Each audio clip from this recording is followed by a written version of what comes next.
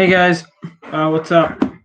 So as you can see, today we are doing this live stream a little bit different. I have a guest host that's going to be on my phone in a bit.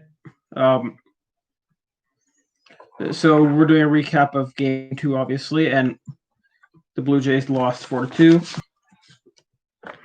I'm just going to tell him to call me.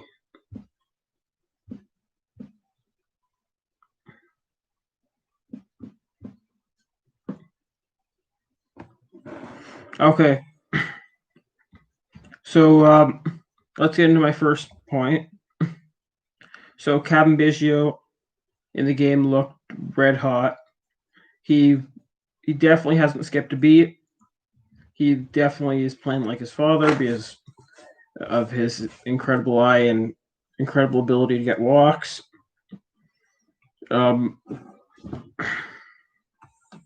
Let's just try calling our guest host.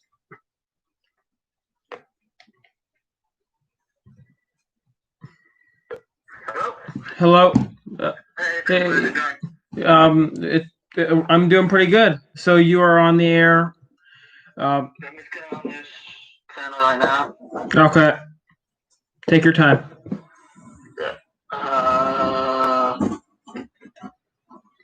Are you live right now? Yeah.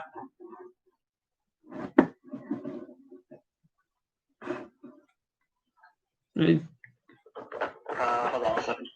Just type in Cooper Hernick and it will be the first thing there. Yeah, I typed in Cooper Hernick. I just don't see anything live. Oh. On the channel, I just don't see anything live. Maybe it's I did put. Hold on. There we go. Okay, give me 1 second. Okay. There we go, yeah, I see you. Okay. Yeah. So the topic I mentioned when before you got here was that Biggio looked red hot in the game. He hasn't missed a beat, and his eye was pretty good, taking his walks. So yeah, I mean these guys are gonna be big players now and in the future, right? I mean when maybe not so much with Biggio, but when Vlad and Bichette were in the minors, these guys were like very hyped up, right? Like Vlad was the top prospect, Bichette was advanced like number 11, something like that. The top 100, but he's still gonna be a big part of the future, no matter what, whether he's a top 100 prospect, but I'm gonna be pipeline or not, he's still gonna be a big part of the team, and he's gonna be a good player, and he's shown it so far, right? He hit a home run yesterday. Yeah. He's gonna be a key defensive player. He can play quite a few positions on the field. He can play first if needed to. He can play outfield too. So yeah. He's definitely a key player. Yeah. I definitely agree with that, and I don't believe he was on the top 100, but he definitely was a top 30 prospect for the Blue Jays. He was the top 30 prospect for the Blue Jays. Yes, I don't want to cut them the top 100. Okay. Yeah, we did. So let's get into our next topic of Matt Shoemaker's pitching. I think he pitched really well. I feel like his efficiency was really good, and I can. Yeah, he did well. I mean, if you remember last year, he had like, I don't know, 5 starts, maybe something like that. He had a 1.5. Yeah, because of his ACL injury. He did well. I mean, he's always been a decent pitcher. He's never been like an ace caliber pitcher. He's always been a good pitcher. Just that when he was at the Angels and even last year, he always got injured. I know when he was at the Angels, he got a ball hit off his head. Yeah. And yeah, that knocked him out for a while. And also his ACL. And last year he tore his ACL or LCL, whatever it was. And yeah, so he's always been a good pitcher. Just gotta stay healthy, right? So it's a shortened season. Yeah. He might be able to stay healthier now and be able to pitch for the whole season. And then if he can stay healthy and he pitches like he did last year and gets say, the Jays can maybe make the playoffs, with him, or you, Christian, and those guys, they can maybe make the playoffs. Yeah. And when I was watching him pitch, I was thinking of Mark Burley because of how efficient he was and his ability. Because he only pitched 6 innings, but he got through it with he got through the first 5 with about 60-something pitches, and then it took him about like almost 20 pitches for that last inning, but it really reminded me of Mark Burley because you don't see a lot of pitchers these days like being able to be that efficient. Mm-hmm.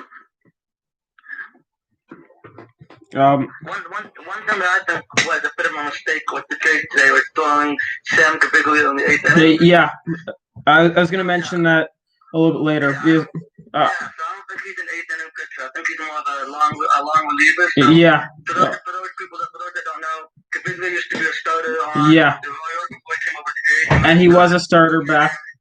He might have started a few games for the Jays like early when he was on the team. Yeah. So especially not all, but most starters who don't have like overpowering stuff. If they don't do well starting wise, or they don't have enough room for them in the rotation, you usually throw them out there in a long relief role in case they ever need to go to the bullpen in the 4th or 5th inning when you need to get a couple innings out of someone. Then those are the kind of pitches you turn to. So Gaviglio is someone that should be thrown in the 6th inning, 7th inning, not in the 8th inning in a high level situation where the game is tied 1-1, right? If the game is tied 1-1 in like the 4th or 5th inning, then we need to get 2 or 3 innings out of a bullpen. I'm not a situation where you can throw Gaviglio in because then he used to be a starter, he can get some innings in, and if he does give up runs, there's still lots of time to come back and get those runs back on the offense. So yeah.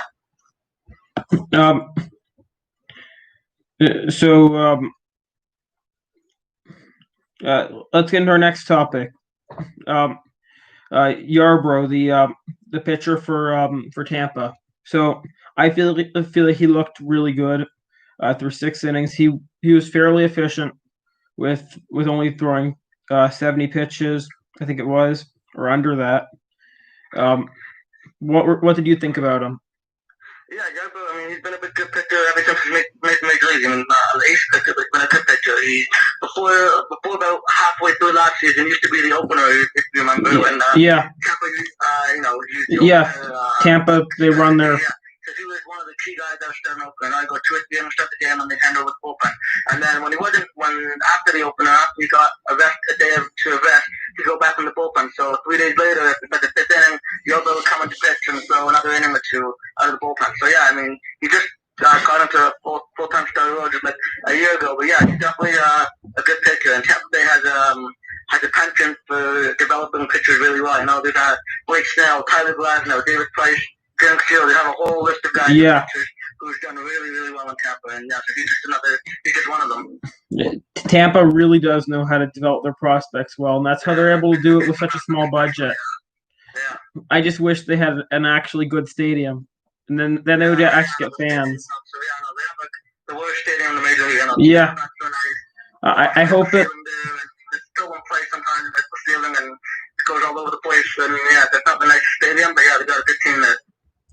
I hope that they come up here to Montreal because I kept hearing those rumors, and I think I talked about that on my blog.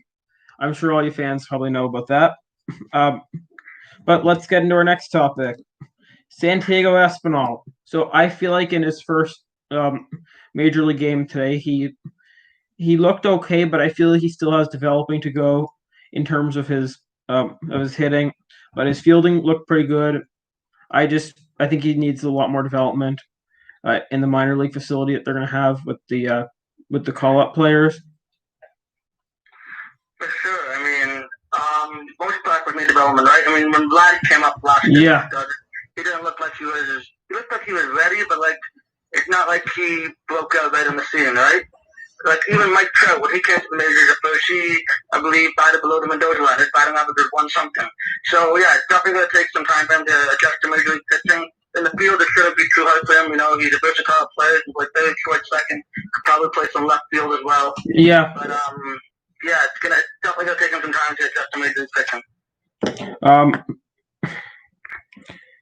So I've noticed over the past couple of days that Bo Bichette, he came off to a little bit of a slow start. I'm sure you fans and Reuben, you probably also realize that. I think maybe it's because he was trying too hard in the summer camp thing in Rogers Center because he hit a lot of home runs there and he's kind of slow right now. Okay, well, Bo Bichette did really well last year. I get like 3 something in 46 games, whatever he had, like 312 or something like that. hit like that over 300 batting average in 46 games last year. I don't know if it's trying too hard. I think he wants to replicate that or do even better in a season with almost the same amount of games playing last year, and he wants to show, that he can be the star of his team. This is his team. I just think he has to understand that there's no pressure on him, right? I mean, just be himself. There's no pressure on him. Everybody knows he's a great player. He's going to be a big part of the future. He plays a very important position. He just got to be himself. And if he can be himself, then it's going to be great.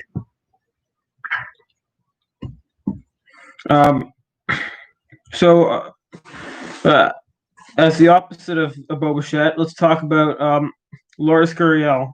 So I feel like after missing a lot of the summer camp because he got denied access back into Canada, he hasn't skipped a beat.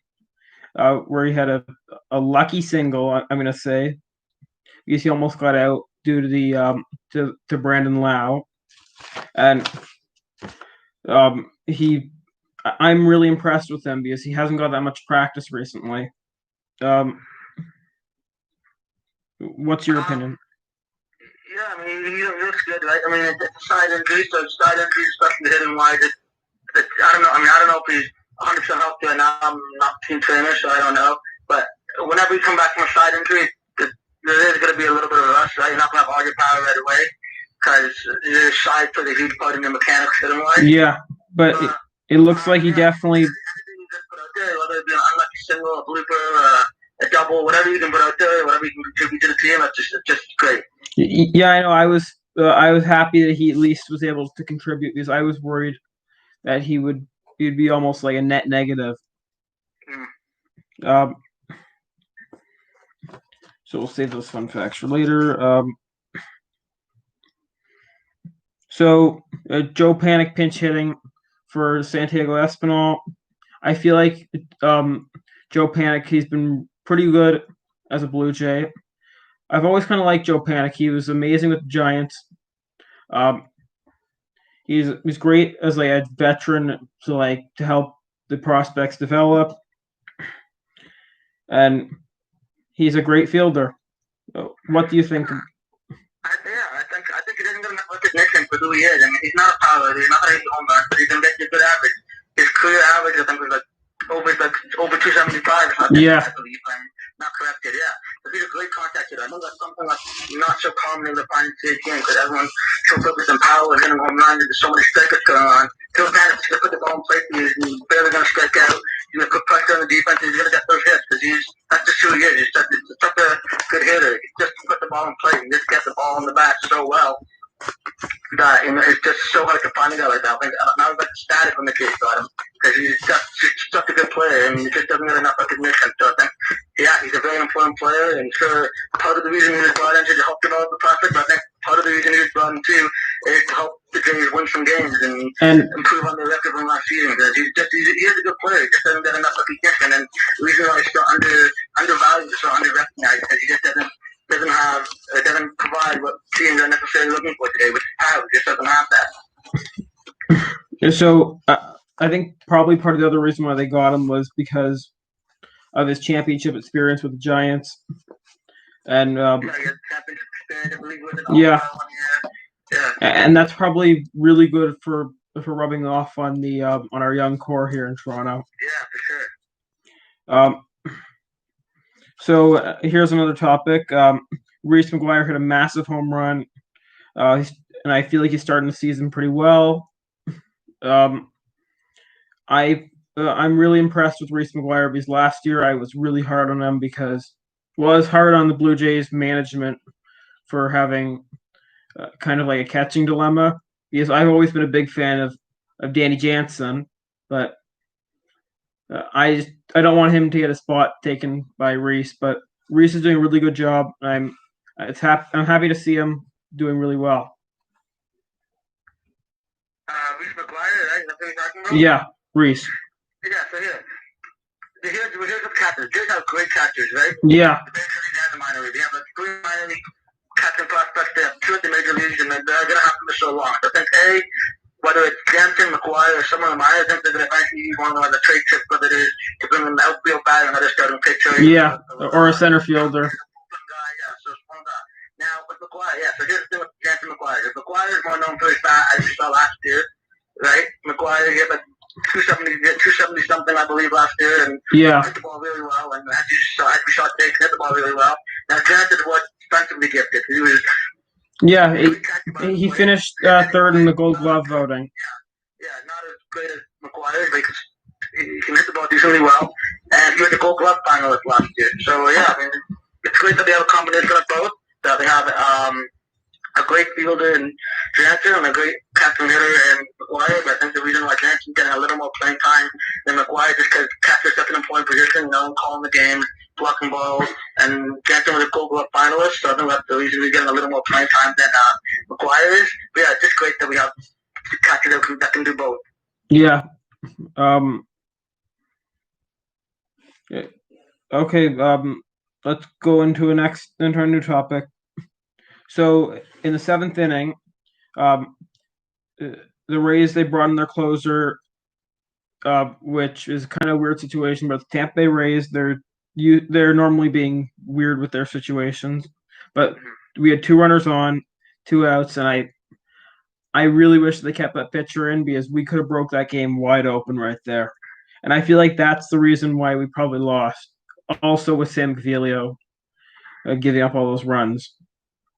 Yeah, I mean, the Rays, right? The Rays have such a deep bullpen that they don't even have a set closer, right? They got so many good pitchers. They got Alvarado, Castillo, Anderson. They got Drake, they got Chad Rowe. Aaron Liu.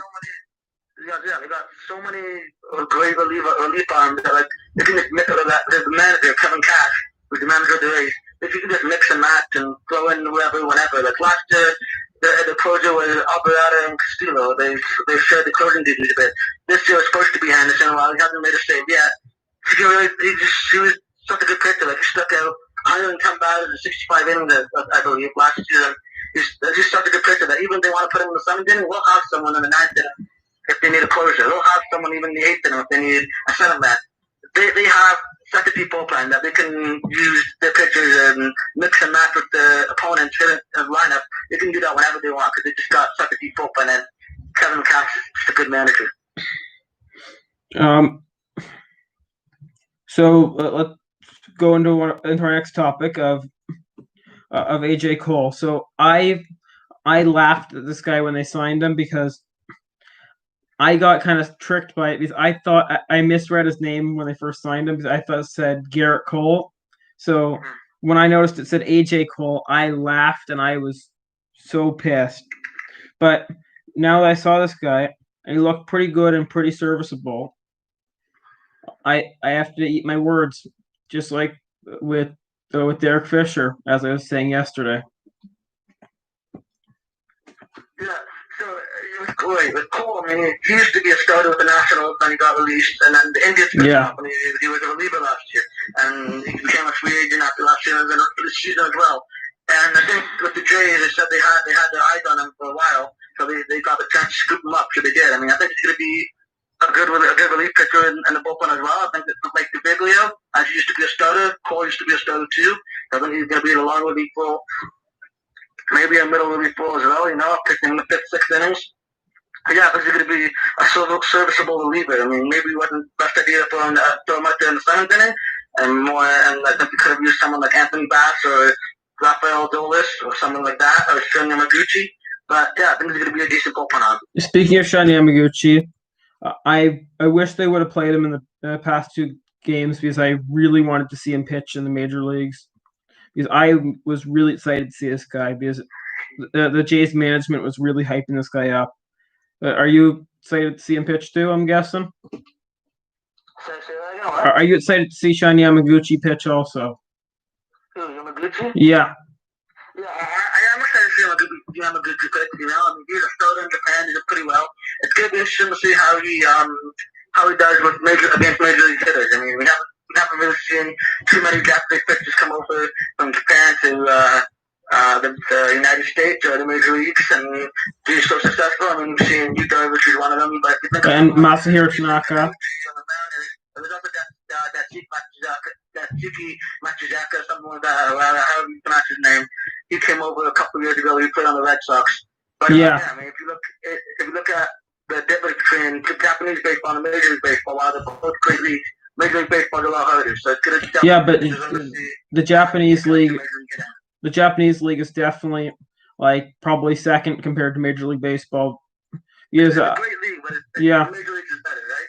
Yeah, Major Leagues are by far better, but if you had to pick a second league, I would definitely be picking the Japanese league. For sure. Yeah.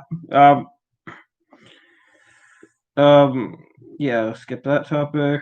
So, Colin Moran, the funky left-hander, the funky lefty delivery guy. So he looked pretty sharp. I'm normally not a big fan of sidearm pitchers.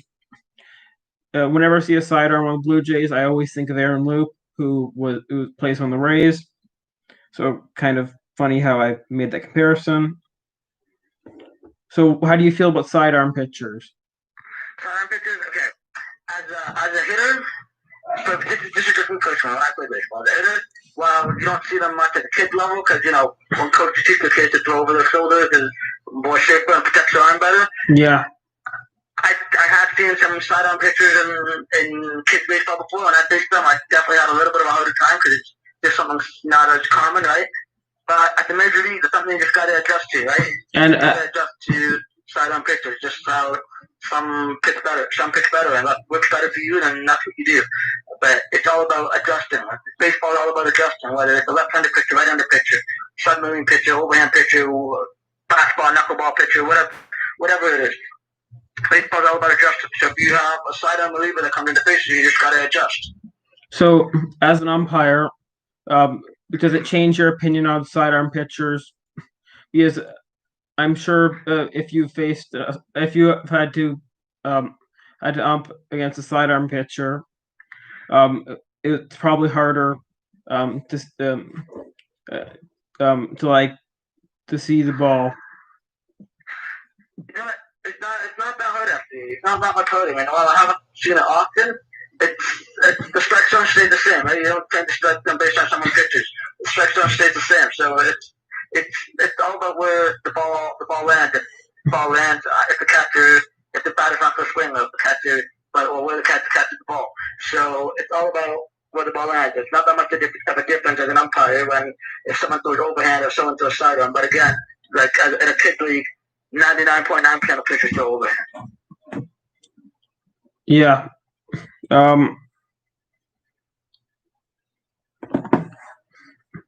So, would you say that this game would be a reason to think about trading Sam Gaviglio away? What about Sam Gaviglio? Would you say that this game could be a potential reason to trade Sam Gaviglio away? No, I think Gaviglio is an important part of the bullpen. I just think Charlie Montoya put him in the wrong situation. Yeah. So I don't think that it's gonna be like deal breaker for Gaviglio. I just don't think he was put in the right situation. He's not a high leverage reliever. I think he's more of a guy that's gonna pitch in the fifth and sixth innings or fourth inning even. That's when that reliever is needed. I just think he was put in the wrong situation.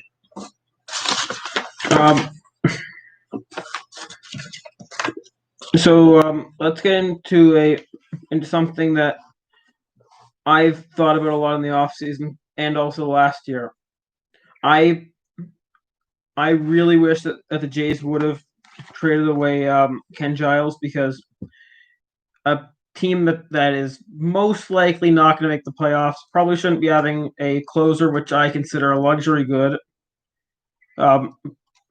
So I think that if they would have traded him, they would have got a lot better value than with keeping him. Because look at this game; they didn't have to pitch him, and I don't see him pitching that much because they may not win a lot of games this year.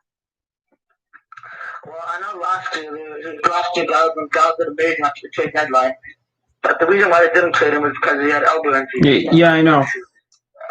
Yeah, so.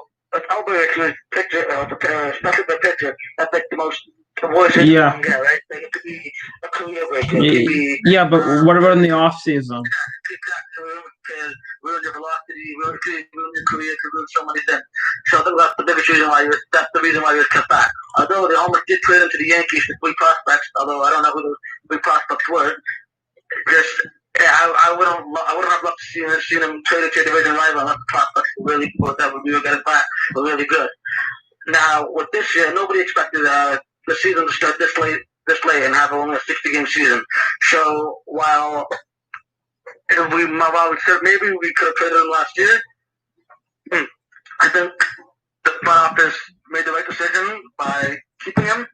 I think if he does pitch as well again, then someone will give up a decent prospect or two to Giles, depending on what team needs a bullpen. And I don't think they explored training him in the off seasons. I think they're hoping to be sneaky contenders because they brought in Rorak Anderson. Yeah, and with the expanded playoffs. So yeah, they're trying to be sneaky contenders. So I don't think they explored trading him in the off season. But if the Jays don't find the trade deadline is August 31st. So if the Jays don't find themselves contending by August 31st, or maybe even a week or two, then they could try and trade him. But what they could also do is, if they're not getting good enough value for him, is keep him and try to extend him after the season. Because you said you love playing in Toronto. Yeah, because he is a free agent. After the season's over. Yeah, after the season's over. And do you know if they're able to extend players like during the beginning of this season? Oh, for sure. We can extend it to more if we come to an agreement. But do you know when the deadline is for extending players in the middle of the season? No, there's no deadline. There's no deadline on Major League. No. Because I thought that there was a deadline on that. Just some players what they do is if they, for example, J.T. Realmuto, what he did with the Phillies. I think what he did with the Phillies was he put a deadline at spring training. If they didn't come to an extension during spring training, then he would hold off extension talks. But that was him. That wasn't the Major League Baseball rule or anything like that. So it all depends on the player. Okay. Some players will be more than willing to extend to discuss contract extension during the season. Some players don't because they don't want it to be a distraction. But it all depends on who the player is. So that's interesting because I thought there was a rule against extending players in September because I know that I hardly ever see an extension done in September because there's a lot of. No, there's no rule. Okay. You learn something new every day, guys. So let's get into some league-wide news. All right. So Justin Smoak's first home run as a Brewer, and when they showed that highlight in the game, it was really hard to look at him in a Brewers jersey because I'm so used to seeing him in a Blue Jay jersey for the past 4 or 5 years, I think. Yeah, so I mean, Justin Smoak, he's more of a power on a contact hitter, so he won't get to those home runs. He's not going to get to those every game, but it's going to get you a home run every couple of games. He's going to get a home run. He'll get you a few doubles, 2 singles. That's the type of hitter he is. He's a decent average, like 230, 240. He'll get, in a full season, he'll get you about high 20s, low 30s home runs, like 28 to 32 home runs. That's just the type of player he is. He's a first baseman. He's 6'4". That's the type of player he is. Yeah. But did you personally I think he looked kind of weird in a Brewers jersey because you're probably so used to seeing him in a Blue Jay jersey wearing number 14. I don't think it was weird. I mean, I think they were going to move on for him. I love how Smoke in the days going for him. I think he's a great player. I think it was time to move on for him just because the younger guys are playing time. They probably want to have Cleo Jr. first, and they do already. Before Cleo Jr. moved over to first, or took Magic Celeste and reps at first base. So I don't think it was weird. I think time to move on for him just to get the younger guys playing time. I'd love to have him back. But yeah, I think it was time to move on for him. So let's get into some news that you wanted to talk about. Yeah, so nothing interesting place on the same day as the Bears Cup game. So I believe it was Ben Gamble who had a ground ball to shortstop. Lorenzo Kane on second base. So if I'm on the front, I'll push on the second base side, and Javier Baez is the best fielder of the game. Yeah. So Javier Baez got the ball, and Kane was on the third, so he got Kane a rundown. So he got third base. Chris Bryan was there, I believe, playing third base. Put it Bryan was running him down, and what happened was Anthony Rizzo wanted to come cover second. Ben Gamble ran to second, then Lorenzo Kane was going to go to third. So since nobody was at first, Lorenzo Kane told Ben Gamble to run back to first. So Lorenzo Kane could be safe at second, and Gamble could be safe at first. And that way they're both safe everywhere, and the next guy had to run on score. So I thought that was pretty interesting, actually. I don't know if you saw it. I didn't see it, but at least that they were able to get out of the rundown, and they were all safe. Unlike the if you don't remember the play where I think Kevin Pillar and Ezekiel Carrera both got caught on third base in a rundown, and I remember how funny that was. It's but I don't remember exactly. But sometimes in a rundown, sometimes the coaches teach the players, especially at the high level, sacrificing out and get the next guy running over to the next base. Sometimes the coach tell the players that, but sometimes it gets mixed up. Sometimes you might do find a guy in the rundown. Yeah. You're gonna find two people on the same base. So yeah.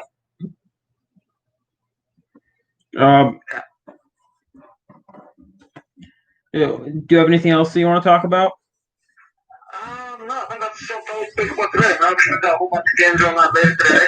Steven Strasburg got scratched from the start tonight.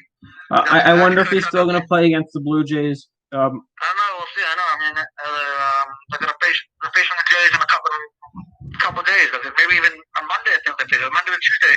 And that's when the two are facing each other. So yeah, we'll see what happens next time. If he's healthy enough. I think he has nervous in his hand or something like that. But yeah, we'll see if he's healthy enough. So I'm just looking at the standings, and it looks like that everyone but the Yankees in the AL East is 1-1, which is good for the Blue Jays because they can still come back.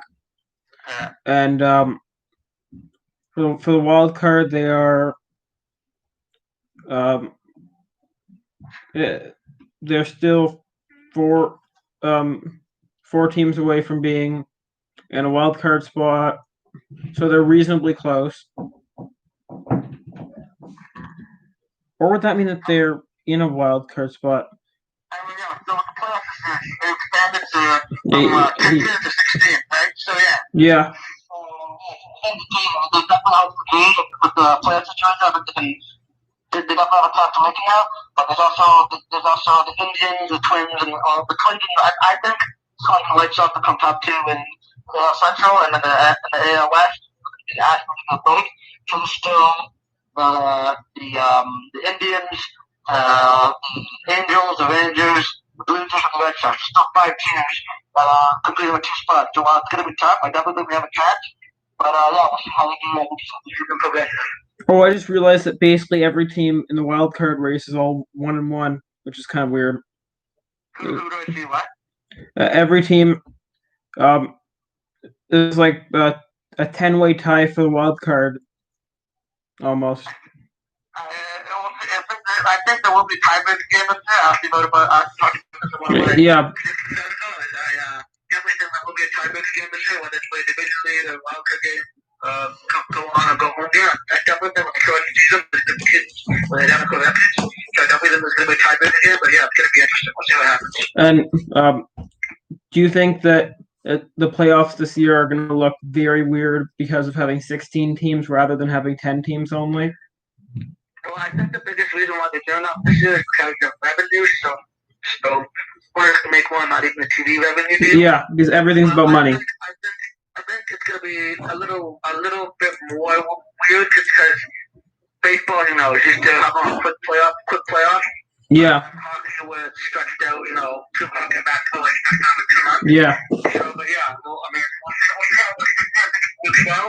It's definitely something to consider implementing going forward. But if it doesn't work out too well, then there might be a 1-year thing or something. But I think this is a perfect year to try it out.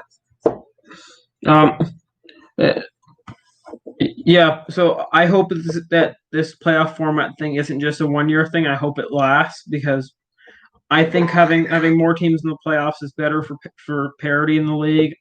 It makes it. I think there's a pros and cons. Like, yeah, I think it's better for interest in the league. It's better for today's interest. I know baseball is lagging behind basketball, and especially basketball and football. The states on TV. So it's definitely going to prefer because it tends to bring up interest again. The only thing is, I think the season may not be well moved, but that's like underdogs now in a full season. Maybe not this year, but in a full year. Teams may now be like, oh, okay, so if we just take the 1 or 2 left wins in the playoffs, why should I spend an extra, I don't know, $10 million if I just need to pick 2 left wins from last year to make the playoffs, right? So I heard the pros and cons, but yeah, this is definitely the right year to try it out.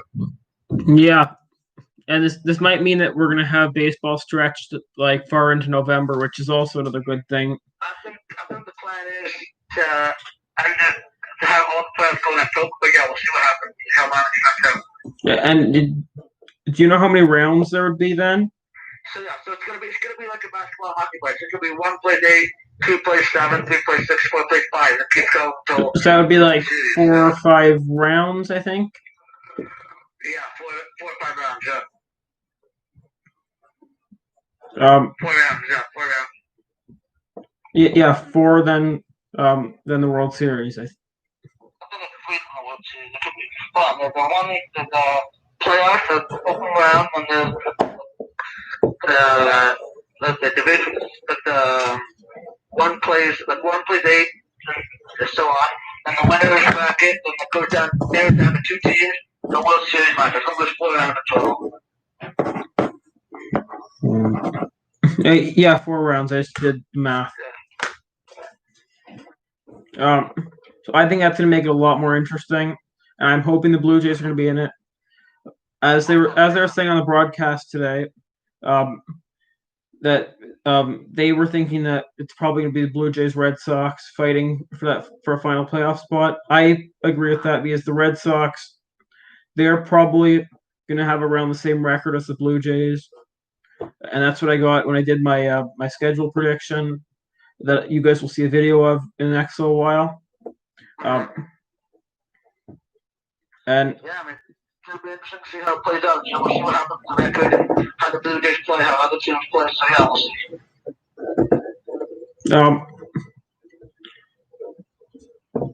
So, who do you think will finish with the worst record in the league? Who do you think will have the worst record in the league? Worst record in the league? Yeah. Baltimore Orioles. I think that I'm. they're not bad. I mean, yesterday they lost 52.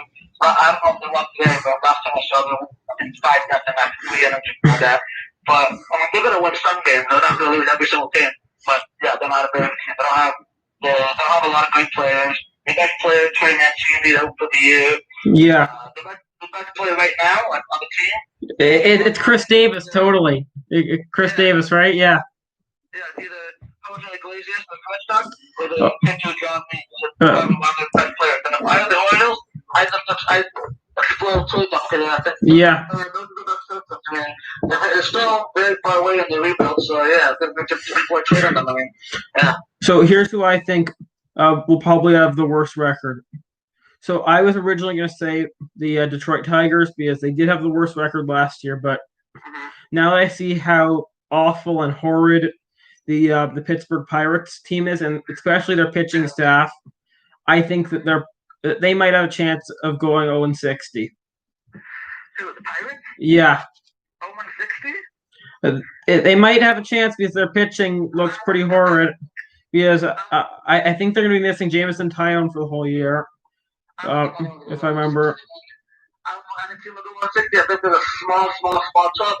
Tigers and Wales and Orioles will maybe win less than 10 games. So similar to the numbers and regards to it. But I don't see anything going well. So 60 games is so many. And especially that about consecutive days, not like spread out like basketball and hockey, where you play like every other day or every 2 days. I don't see a team going 0-60. Yeah, but there's still a chance, and they really do not have a good team. right now, and I feel bad for anyone that's a Pirates fan or that's living in Pittsburgh, and I highly recommend to anyone that's a Pirates fan or that lives in Pittsburgh to go get serious medical attention right now. I know the Pirates aren't that bad. They have Josh Bell, the pitching staff of Trevor Williams, and yeah, but Kill they're not that bad. Yeah. They have Taylor on the show. They have Brian Reynolds. Yeah, Brian Reynolds is pretty good.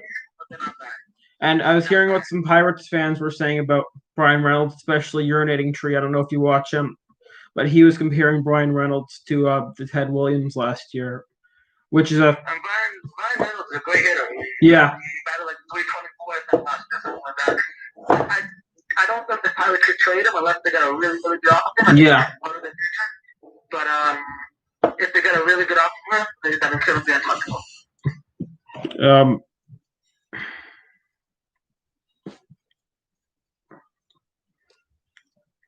What's another thing we should talk about? Do you think that the Dodgers will have the best record in the MLB, or do you think a different team will have the best record? I think it will be the Dodgers, and I also have the Dodgers winning the World Series. Yeah, as long as Kershaw doesn't choke again. Yeah, that. But I think the Dodgers got better. I mean, they got bench. They were taking combined for an ERA, like they put all the 2 year ERAs together. They combined their ERA under 4. So it was just fantastic. Yeah, and also. I actually like the LA Sports Club with Dan Snyder, Los Angeles Sports Teams of all sports. So I wrote a Dodgers predictions article. And one of my predictions for the Dodgers that they were taking combined for an ERA under 3. So I think they were taking. Yeah, I can see that happening. Yeah. And also. They have a really good rotation. My hitters is pretty good. The bullpen is going to need some help. They'll make some trades for bullpen help. Yeah, that was probably one of the reasons why they weren't able to make it to the World Series, because they could have used a like a Felipe Vasquez type arm last year if he didn't get in trouble with the law due to being a idiot and for being a perv. But I won't get into that. But they could have used them. But another thing that's the reason for the Dodgers being so good is their potent lineup, which just added an MVP in Mookie Betts. Yeah. And they remind me of the Yankees, like back when they had Babe Ruth in like the true Bronx Bombers era. Yeah, I mean, I think the Bronx Bombers are they are home run on the team too, but I think they also have some contact hitters on the team too. They have better contact than the Yankees have. And power hitters, job track. But yeah, but both teams are big. Yeah.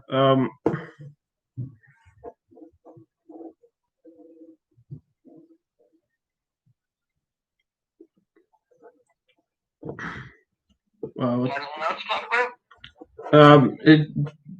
Do you have any other topic that you want to talk about? I think that's all for today, man. We still got a bunch of games going on, but yeah, I think that's all for today. Stuff that's happening in baseball so far. Okay, so chat, I think we're gonna end it here. And thanks for having me, Cooper. Thank you so much. I really enjoyed it. Yeah, it was really nice to have you on the chat. It was nice on the stream. It was. I liked having a co-host with this, and I hope we can do this some other time. Yeah, for sure. I'd love to do this another time. Okay. All right. Thanks, Cooper. Yeah, you're welcome. Bye. Bye-bye.